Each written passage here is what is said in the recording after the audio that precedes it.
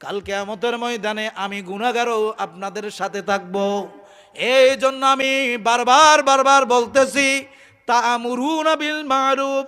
আল্লাহ কোরআনে বলেছেন, ইয়া আইয়ুহাল্লাযীনা আমানু উ আনফুসাকুম ওয়া আহলিকুম নার।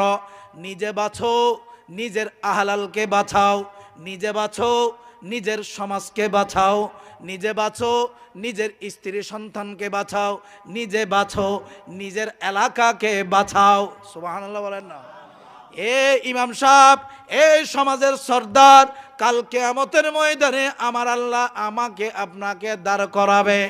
ওই সময় ইমাম সাহেবের মর্যাদা এমন হবে, আল্লাহ বলবে, ইমাম সাহেব আলাদা জায়গার মধ্যে দাঁড়াও, এরপরে তোমার মুসল্লিদের বিষয়ে তুমি সাক্ষ্য দাও। সুবহানাল্লাহ বলেন না? তোমার এই মুসল্লি তোমার বিরুদ্ধে এগেইনস্টে প্রস্তাবনা দিয়েছে, তুমি নাকি হক কথা বলো নাই, শরীয়তের সঠিক কথাটা তাদের কাছে পৌঁছাও নাই, চাকরি চলে যাবে, আছে কিনা? মনে কষ্ট পাবে, সমস্যা আছে কিনা? সমাজের মধ্যে পাটল সৃষ্টি হবে, আছে কিনা?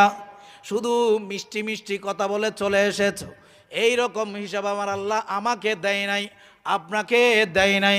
আমার আল্লাহ বলতেছে, শরীয়তের কথা এক সেকেন্ডের জন্য কোনো জায়গার মধ্যে সমাজ নয়, পৃথিবীর জমিনের মধ্যে যেই জায়গার মধ্যে যাও, ওই জায়গার মধ্যে পর্দার কথা, ওই জায়গার মধ্যে নারীর অধিকারের কথা, ওই জায়গার মধ্যে মা বাবার হকের কথা, ওই জায়গার মধ্যে আমি আল্লাহর হকের কথা, আমার রসুলের সম্মানের কথা, যেইখানে যেইভাবে রয়েছে শরীয়তের কথা, সর্বাবস্থায় বলা, আমি আল্লাহ, তুমি মঈনুদ্দিন তথা সমগ্র বিশ্বের ইমাম সাহেবদেরকে আমি আল্লাহ নির্বাচিত করেছি।